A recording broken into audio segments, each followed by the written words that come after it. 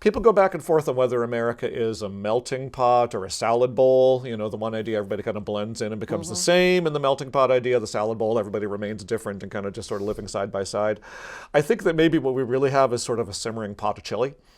You know, a little bit in between where the ingredients in your chili, they do mix together and flavor each other, but they don't entirely disappear into each other. And again, we've been using the Italians as an example. Italian food is still very much a distinct thing, and yet everybody enjoys it. Everybody partakes of it. Lots of people make it who are not themselves of Italian ancestry.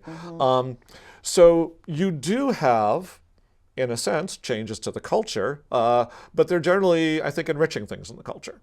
You know, like Italian food, and these mentioned tacos. You know, food's Right. always a quick metaphor to go, to Right. go to in lots of ways. There's new components that come in, which I think actually make America a more interesting place to be. In all kinds of very positive ways. For the underlying values, I think also there, you really do have an acculturation process going on over a couple of generations where immigrant populations, again, being very much in the minority, tend to assimilate into, or at least acculturate to, the community around them, because they want to get along. They want to survive and thrive, and they, don't want to be in a perpetually uncomfortable situation. And so they figure out very often the values the community operates by work. They've sort of stood the test of time.